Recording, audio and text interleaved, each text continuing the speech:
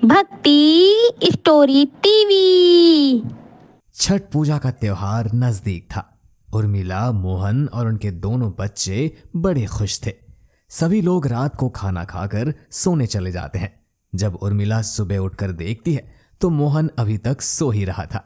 उठिए, कितनी देर हो गई है, आप कितना सोएंगे? उर्मिला मोहन को उठाने के लिए जैसे ही हाथ लगाती है तो वो देखती है कि मोहन को बहुत तेज बुखार है। ये क्या जी, आपको तो तेज बुखार है। चलिए आपको डॉक्टर को दिखा लाती हूँ। अरे उर्मिला, कुछ भी नहीं है, बस थोड़ा सा ही बुखार है, अभी थोड़ी देर में उतर जाएगा। उर्मिला मोहन की एक नहीं सुनती और वो मोहन को डॉक्टर के पास लेकर जाती है। डॉक्टर साहब देखिए ना, इन्हें कल रात से बहुत तेज बुखार है। डॉक्टर मोहन का चेकअप करता है। इन्हें रेस्ट की जरूरत है, इन्हें डेंगू हुआ है। मैं कुछ दवाई लिख देता हूँ, आप उन्हें ले आना। उर्मिला मोहन को लेकर घर आ जाती है। उसके बाद वो बच्चों को स्कूल छोड़कर वो अपने काम पर चली जाती है। उर्मिला को काम पर जाने में देर हो जाती है। इतनी देर क्यों लगा दिया? अरे इतना सारा काम पड़ा है, अब आ रही है। तुझे पता है ना, कल से छठ पूजा शुरू है, मेरा व्रत है। मालकिन, वो बच्चों को स्कूल छोड़ने चली गई थी। आज उनके पापा की तबीयत ठीक नहीं है। ये अच्छा बहाना है, रोज तो कोई ना कोई बहाना बना ही लेती है देर से आने का। बहाना नहीं बना रही हूँ, सच में उनकी तबीयत खराब है। चल चल, अब बातें बनाना बंद कर और जाकर बर्तन धो ले पहले, और शाम को मशीन लगा लेना, कपड़े पड़े हैं धोने को। मालकिन, कल मेरा भी छठ का व्रत है, मैं शाम को जल्दी आकर काम कर जाऊं? ठीक है, जाके काम कर। अब खड़ी क्यों है? अरे जाकर काम कर, क्या हुआ अब? मालकिन, वो छठ पूजा के लिए सामान खरीदना था, कुछ रुपए एडवांस चाहिए थे। शाम को बात करूंगी, अभी मैं काम कर रही हूँ, अभी जा काम निपटा। उर्मिला काम करके घर आ जाती है। उर्मिला मोहन के पास आकर बैठ जाती है। उर्मिला, कल से छठ पूजा भी शुरू हो जाएगी और घर में एक भी रुपया नहीं है। जो था वो सब मेरी दवाई में चला गया। आप परेशान क्यों होते हैं जी? मैंने मालकिन से पैसे मांगे हैं, शाम को वो मुझे थोड़े एडवांस रुपए दे देगी। मम्मी, तुम्हारा छठ पूजा का व्रत है तो तुम खीर पूरी और सब्जी बनाओगी ना? हाँ राजू बेटा, तुम सबके लिए प्रसाद बनाऊंगी। उर्मिला शाम के समय कपड़े धोने के लिए जाती है। ढेरों सारे कपड़े धोने के बाद उर्मिला अपनी मालकिन से कुछ रुपए मांगती है। उस समय मालकिन अपनी छठ पूजा के लिए सामान मंगाकर रख रही थी।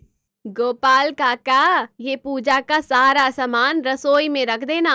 फल, मेवा, बांस की टोकरी और सारा सामान जो भी छठ पूजा का है, बिल्कुल तरीके से रसोई में रखना। कि तभी वहां मालकिन का पति आ जाता है। अरे गीता, और कुछ मंगाना है तो बता दो, मैं बाजार जा रहा हूँ, लेता आऊंगा। नहीं, अब कुछ नहीं मंगाना है। अगर कुछ मंगाना होगा तो मैं आपको कॉल कर दूंगी। मालकिन, सारे कपड़े धुल गए। वो सुबह मैंने आपसे कहा था ना, कुछ रुपए एडवांस दे देती, मुझे पूजा के लिए सामान लेना है। अभी रुक जा, देख नहीं रही मैं काम कर रही हूँ, थोड़ी देर इंतजार कर। उसकी मालकिन छठ पूजा के सामान की लिस्ट बनाती रहती है। उर्मिला को खड़े खड़े 1 घंटा बीत जाता है। इतनी देर में मालकिन का पति भी सामान लेकर आ जाता है। अच्छा हुआ तुम बाकी का सामान ले आए। पता नहीं कल से व्रत शुरू है, अब शुरू करूंगी तो सुबह तक तैयारी कर पाऊंगी ना। मालकिन, रात होने वाली है, मुझे बाजार भी निकलना है, बाजार में भीड़ हो जाएगी। आप मुझे कुछ पैसे दे देती तो? मैं दे देती, पर हमारा इतना खर्चा हो गया है।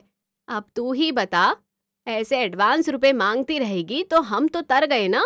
मैं तुझे एडवांस नहीं दे सकती। देख, पहले ही हमारा छठ पूजा के लिए इतना खर्चा हो गया है। अब अगर मैं तेरी मालकिन से कहूंगी कि तू एडवांस रुपए मांग रही है तो वो मना कर देगी, इसलिए मैं नहीं मदद कर सकती। मालकिन, पर आप कह रही थी कि शाम को आप दे दोगी, मेरा व्रत है। मालकिन, मुझे बहुत जरूरत है पैसों की। आजकल शुभ देवराज सब कुछ, बांस की टोकरी बहुत महंगा आता है, कम से कम 2000 से 3000 रुपए का सामान आएगा मालकिन। उर्मिला, तू चाहे मुझे सही समझ या गलत समझ, मैं अभी नहीं दे सकती। अभी तेरे मालिक कमरे में सो गए हैं, अभी तू जा, दिमाग मत खा। उर्मिला की मालकिन ने उसका अच्छा फायदा उठाया था। उर्मिला मन ही मन सोचती है, एक गरीब का त्योहार किसी भी अमीर के लिए कोई मायने नहीं रखता। ये बात मालकिन ने साबित कर दिया। उर्मिला घर जाकर खूब रोती है। हे छठ मैया, मैं भी आपका व्रत रखना चाहती हूँ, पर मेरे पास सामान के लिए पैसे नहीं हैं। मैं क्या करूँ? घर में पूरी पकवान कैसे बनाऊंगी? हे मैया। मोहन उर्मिला से कहता है, अरे उर्मिला मत रो, हमारे पास जो कुछ भी है तुम उससे ही छठ मैया का व्रत रखना, बाकी सब माई की मर्जी। अगले दिन उर्मिला के पास जो थोड़ा बहुत सामान था वो उसी से ही व्रत को प्रारंभ करती है और घाट पर पूजा करने जाती है। उसी घाट पर उर्मिला की मालकिन भी पूजा करने के लिए आई हुई थी। वो ढेरों पूरी पकवान से छठ मैया की पूजा करने के लिए पानी में जा रही थी कि तभी अचानक उसका पैर फिसल गया और वो बहुत तेज पानी में जाकर गिरती है।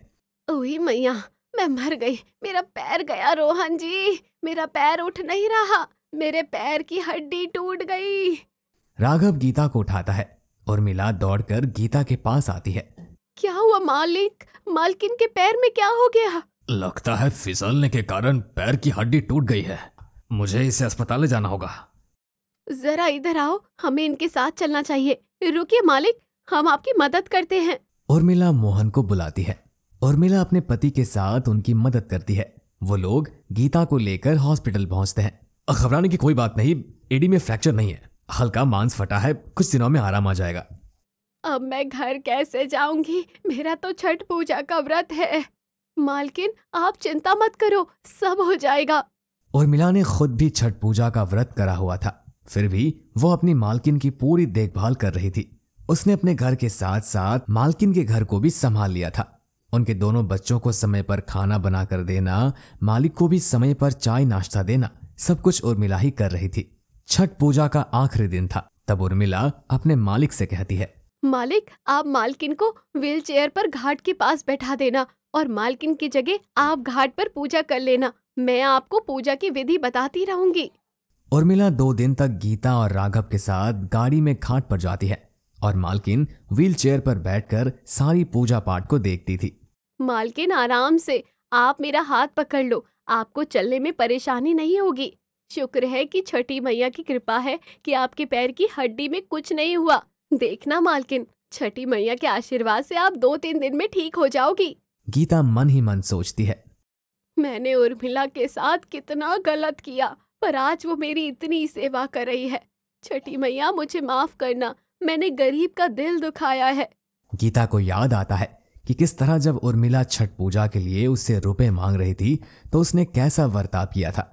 गीता छठ मैया से माफी मांगती है और छठ मैया के आशीर्वाद से 1-2 दिन में ही गीता का पैर बिल्कुल ठीक हो जाता है।